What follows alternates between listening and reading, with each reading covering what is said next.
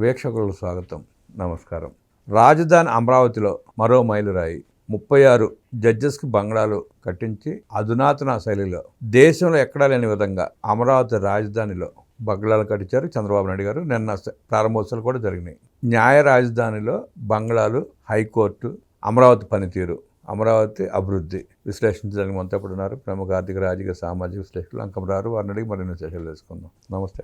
నమస్తే అండి. 36 బంగ్లాలు నిన్న ప్రారంభోత్సవం జరిగినాయి. ఇంకా అనేక కార్యక్రమాలు జరుగుతున్నాయి. ఆ బంగ్లాలు అద్భుతంగా ఉన్నాయని చెప్పి వార్తలు వస్తూ ఉన్నాయి. అమరావతిలో జరుగుతున్న విశేషాలు, కట్టడాలు, ప్రారంభోత్సవాలు ఎట్లా ఉన్నాయి ఏంటి సార్? ఇప్పుడు న్యాయ రాజధాని మామూలుగా నవనగరాల నిర్మాణంలో ఒక్కొక్క అంశాలు పూర్తవుతూ వస్తూ ఉన్నాయి. దీంట్లో కనుక మీరు గమనిస్తే ఇప్పుడు 36 మంది న్యాయమూర్తులకి వాళ్ళు నివాసం ఉండటానికి నివాస సముదాయాలన్నీ కూడా సరికొత్త హంగులతోటి ఈనాటి ఈ సాంకేతిక పరిజ్ఞానాన్ని అందుబాటులో తీసుకొచ్చేసి వాటిని కూడా దాంట్లో చూపించేసి ఏ విధంగా అంటే వాళ్ళకి ఇంక ఎలాంటి ఇబ్బందులు లేకుండా, ఇంతకుముందు మామూలుగా చాలా నగరాల్లో మనం చూస్తూ ఉండేవాళ్ళం, వాటికి భిన్నంగా ఈరోజు అక్కడ ఏర్పాటు చేయటమే కాకుండా అదే చోట ఆ పరిసర ప్రాంతాల్లోనే ఇప్పుడు వాళ్ళకి కావాల్సినటువంటి సౌకర్యాలతో కూడి వాళ్ళందరూ కలిసి సమావేశం ఏర్పాటు చేసుకోవడం కోసం, వేడుకలు చేసుకోవడం కోసం వాటికి సంబంధించి వాళ్ళ వరకే ఇంకోటి కూడా అక్కడ ఏర్పాటు చేస్తున్నారు. ఫంక్షన్ హాల్ లాగా అంటే దానికి శంకుస్థాపన చేయడం కూడా జరిగింది.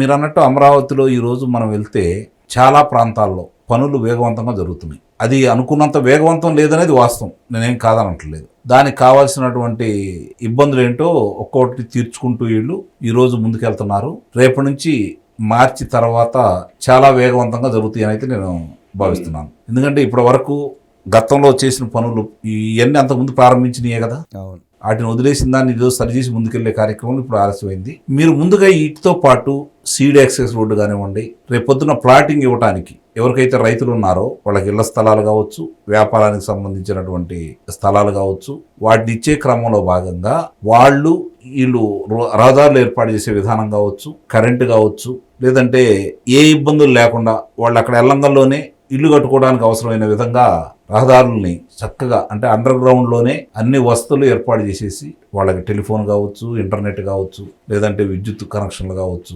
మురుగునీరు కావచ్చు, తాగునీరు కావచ్చు, ఇవన్నిటిని కూడా అండర్ గ్రౌండ్లోనే ఏర్పాటు చేసేసి ఎలాంటి ఇబ్బంది లేకుండా, ఇప్పటికీ అక్కడక్కడ కొంత ఇబ్బందులు ఏమంటున్నారంటే మాకు దాంట్లో చూపించారు ప్లాట్లు వాస్తుపోటు అంటే వాస్తుకు విరుద్ధంగా ఉన్నాయి కావచ్చు, రోడ్డు పోటు కావచ్చు, ఇలాంటివన్నీ అంటున్నారు కదా.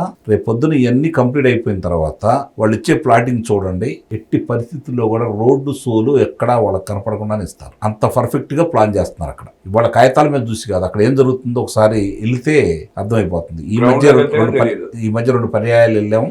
ఆ వెళ్ళినప్పుడు అక్కడ ఎలాంటి పనులు జరుగుతున్నాయి, ఏ విధంగా ముందుకెళ్తున్నాయి, దాని ద్వారా రేపొద్దున రూపురేఖలు ఎలా మారిపోబోతున్నాయి. ఇప్పుడు మందడం గ్రామం ఉందండి. మందడం గ్రామంలో ఆ రోడ్డు విస్తరణలో కార్యక్రమంగా 190 ఇళ్ళు దాంట్లో పోతాయి. పాత గ్రామంలో పోయేటప్పుడు వీళ్ళు ప్రత్యామ్నాయంగా పెమ్మసాని చంద్రశేఖర్ గారు ఎంత వివరించి చెప్తున్నారు అంటే, ఆయనకు ఆ బాధ్యత తప్పు చెప్పారు కాబట్టి, స్థానిక లోక్సభ సభ్యుడు కూడా ఆయనే కాబట్టి, ఇంకా ఆయనకు ఎక్కువ బాధ్యత కూడా ఉంది కాబట్టి, ఆయన చెప్పిన దాన్ని అంటే అవునా ఇంత బాగా ఆలోచిస్తున్నారా అని చెప్పి ఆలోచిస్తున్నారు. వాళ్ళకి ఏదైతే స్థలాలు ఇస్తారో ఆ స్థలాలు ఎక్కడికో ఊరికి దూరంగా కాకుండా, ఇది ఊరి మధ్యలో ఉన్న ఇల్లు కాబట్టి వాళ్ళకి ఇబ్బంది లేకుండా వాళ్ళకు కూడా తృప్తికరంగా ఉండేట్టుగా స్థలాలు ఎంపిక చేసుకొని వాళ్ళకి ఇవ్వాల్సిన డిపాజిట్లు మొత్తం అంటే డబ్బుల అమౌంట్ మొత్తం వాళ్ళకి ఇచ్చేసి పనులు మొదలు పెట్టిన తర్వాత ఇక్కడ రోడ్డు పనులు మొదలు పెడతారండి. ఇంటి పనులు మొదలు పెట్టిన తర్వాత అంటే వాళ్ళ గురించి అంత బాగా ఆలోచిస్తున్నాడు పెమ్మసాని చంద్రశేఖర్ గారు. చంద్రబాబు నాయుడు గారి ఆదేశాల ప్రకారం ఏ విధంగా రైతులకు చేయాలనే దాని మీద ఆయన దగ్గరుండి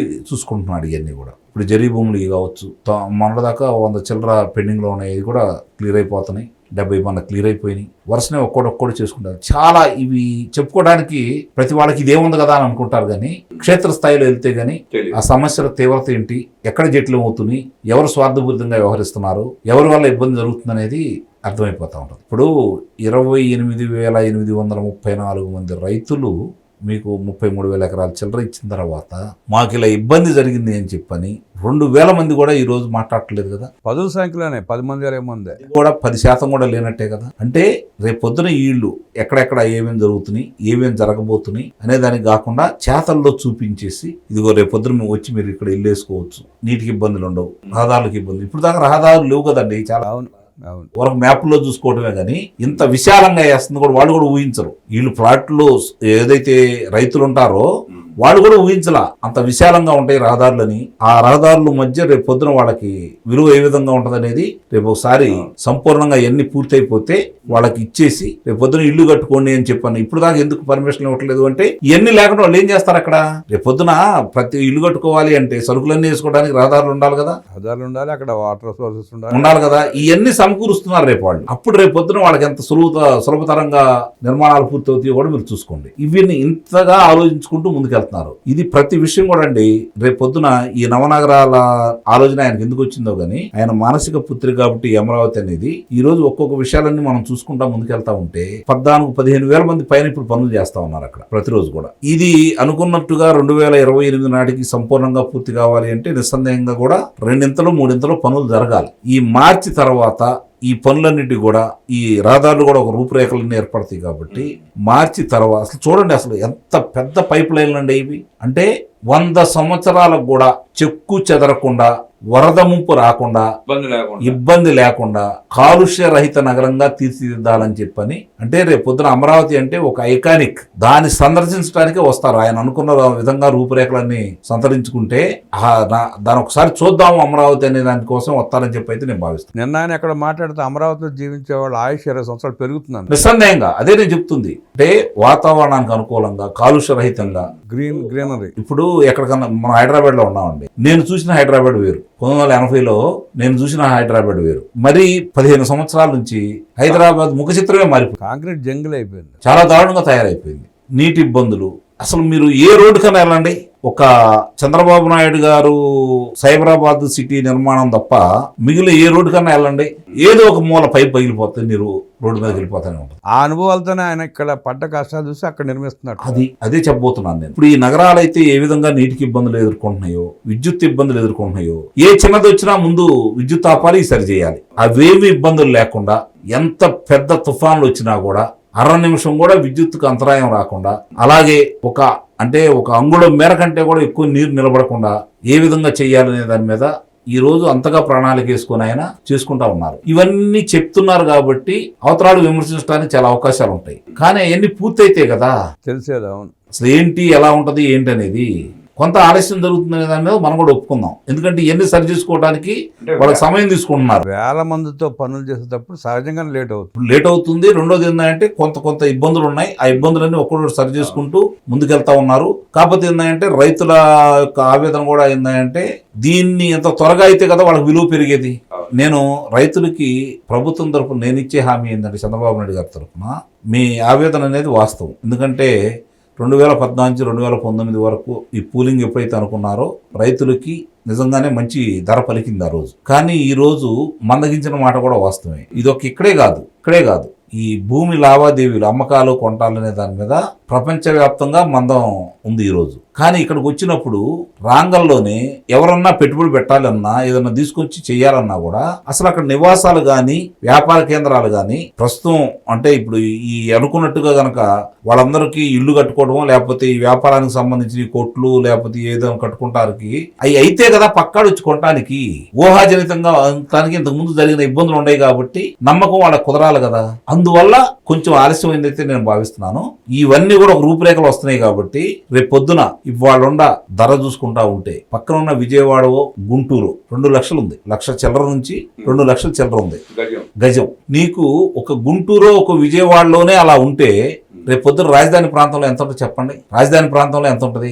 ఒకనాడు ఆంధ్రప్రదేశ్కి రాజధాని హైదరాబాద్ అయినా విజయవాడ ధర ఎక్కువ ఉండేది, రేట్ ఎక్కువ ఉండేది. అవునా? రాజధాని ప్రాంత పరిసర పొలాలు గుంటూరుకి 20 కిలోమీటర్ల ఉన్న పొలాలతో పోల్చుకుంటే ఆ ధర కంటే తక్కువ ధర ఉండేది. కానీ ఈ రోజు పరిస్థితి ఏంటి?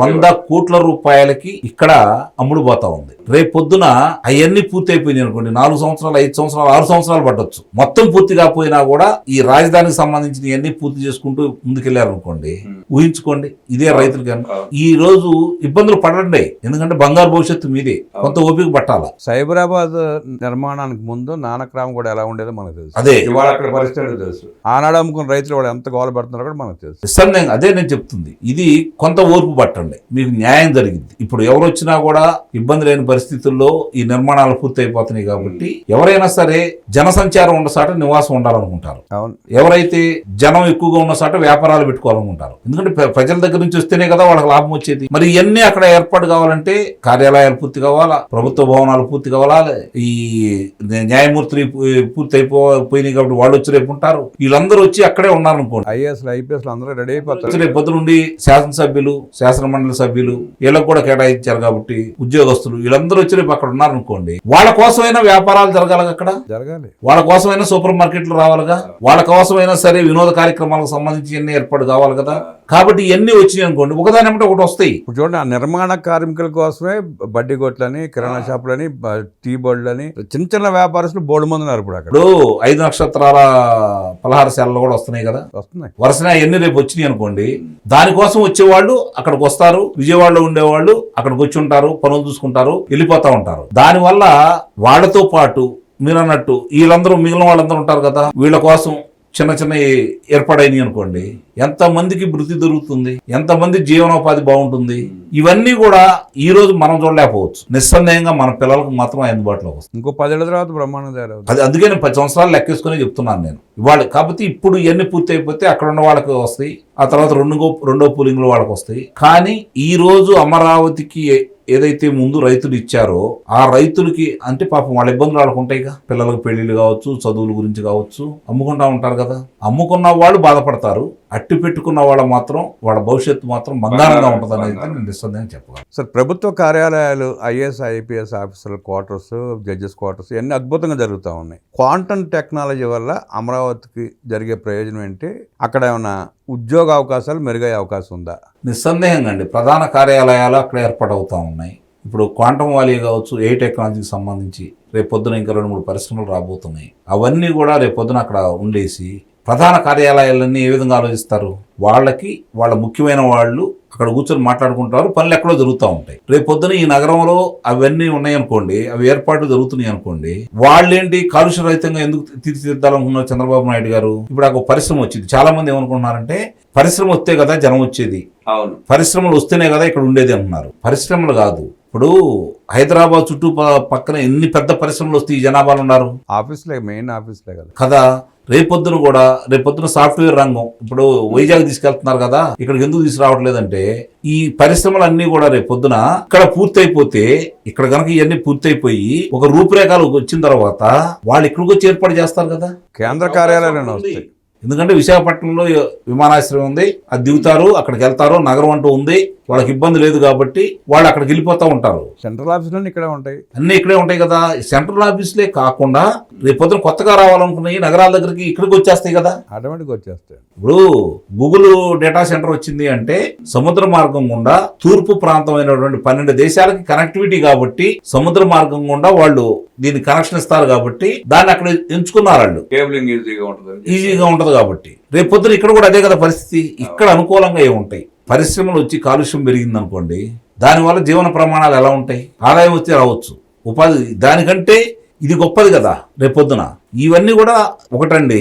రేపు ఇంకొక నాకు తెలిసి 2028 నాటికి కాస్త ఆర్థికంగా ఒక రకంగా ఉండేవాళ్ళు, వ్యాపారంలో బాగా లబ్ధి పొందిన వాళ్ళు, ఏముందలే అమరావతి అనుకునే వాళ్ళందరూ కూడా అరే మనం తప్పు చేసామే, అవును డెఫినెట్గా అనుకుంటా, రేపు పొద్దున అక్కడ వాళ్ళందరిని చూసిన తర్వాత మనకు ఒక 1000 గజాల స్థలం లేకుండా పోయింది, లేకపోతే మనం ఒక ఇల్లు కట్టుకోలేదనే ఆలోచనకు రాకపోతే ఇప్పుడు నన్ను అడగండి. అవును డెఫినెట్గా ఉంటుంది. యూనివర్సిటీలు కూడా బోర్డు వస్తున్నాయండి ఇప్పుడు అక్కడ. అదే కదా రేపు పొద్దున ఇవన్నీ. ఇప్పుడు రేపు పొద్దున ఆర్థికంగా స్థితిమంతులకు ఏం కావాలండి, వాళ్ళకి పిల్లలు చదువుకోవడానికి అందుబాటులో కావాలా. ఈ రోజు అంతర్జాతీయ ప్రమాణాలతో కూడినటువంటి విశ్వవిద్యాలయాలు అక్కడికి వస్తున్నాయి కదా, వస్తున్నాయి, స్కూల్స్ వస్తున్నాయి, అవన్నీ వస్తున్నాయి కదా. తర్వాత వీళ్ళకి సంబంధించినటువంటి అన్ని కార్యక్రమాలు అక్కడ కనుక ఏర్పాట్లు అయిపోయినాయి అనుకోండి, వాళ్ళు అక్కడ ప్రశాంతంగా ఉండటం, పిల్లలు ఇక్కడే ఉంటున్నారనే ఆలోచన రావటం, మంచి మంచి విద్యాలయాలు అక్కడికి వచ్చి వాళ్ళు చూసిన తర్వాత ఎక్కడికి ఎందుకు వెళ్తారు? ముఖ్యంగా కాలుష్యత రహిత నగరం. అట్లా కాదు, రేపు పొద్దున వాళ్ళు పిల్లల్ని ఇక్కడ లేకపోతే సీట్లు అప్పుడు ఏ బెంగళూరు, ఏ చెన్నై, ఏ పూణేను అటు వెళ్ళడానికి ప్రయత్నం చేస్తారు. రేపు పొద్దున వాతావరణం బాగుండాలి, మన పిల్లలు ఆరోగ్యంగా ఉండాలనుకున్న అందరూ ముందు ఇక్కడికి వస్తారు కదా. ఇప్పటికీ ఎస్ఆర్ఎం ఇదే బ్రాంచ్ కోరుకుంటారంట అందరూ. అదే అంటే ఇది చంద్రబాబు నాయుడు గారి యొక్క ముందు చూపుకి నిదర్శనం. ఆలస్యమైంది అంటే ఈ ఫలాలు కొంచెం మనకు అందాల్సింది మన పిల్లలకు ఉంది అంతే, అందుట్లో మాత్రం ఎలాంటి సందేహం కూడా లేదు. అది అమరావతికి అదృష్టం ఏంటంటే నీరు, తాగునీరు. ఇప్పుడు ఏ నగరం తీసుకున్నా మీరు నీళ్లు కొనుక్కోవాల్సిందే కదా. అమరావతికి ఆ ప్రాబ్లం లేదు. లేదు కాదు, నగరాల పక్కన ఉన్న నదులు ఉన్న ప్రాంతంలో అన్ని నగరాలు ఈ రోజు అద్భుతమైన ప్రగతి సాధిస్తున్నాయి. అన్నిటికీ మూలం అండి నీరు గాలి. నీరు గాలి అవి రెండు మనం సృష్టించలేము. బాగా అర్థం చేసుకోండి. నీరు సృష్టించలేము, గాలిని మనం సృష్టించలేము. దాన్ని నాశనం చేసే హక్కు మనకి ఎక్కడ ఉంది? వాటిని నాశనం చేసినందువల్లే కదా ఇప్పుడు మనం ఇంత ఇబ్బందులు ఎదుర్కొంటున్నాం. ఈ నగరంలో అలాంటి ఇబ్బందులు ఉండకూడదనే కదా చంద్రబాబు నాయుడు గారు కాలుష్య రహిత నగరంగా దాన్ని తీర్చిదిద్దాలనుకుంటుంది. ఆ రోజు ఇంకడు గుంటలు అన్నాడు, ఎగతాళి చేశారు. ఇప్పుడు దాని అవసరం అర్థమవుతానే ఉంది కదా. అర్థం అవుతుంది. రేపు కూడా అదే పరిస్థితిలో ఉంటుంది నాకు తెలిసినంత వరకు. చంద్రబాబు నాయుడు గారి మానసిక పుత్రిక అమరావతి నగర నిర్మాణం అద్భుతంగా జరుగుతోందని, అనేక పరిశ్రమలు అమరావతికి వస్తున్నాయంటూ విశ్లేషించిన అంకమరారికి ధన్యవాదాలు తెలియజేస్తూ నమస్కారం.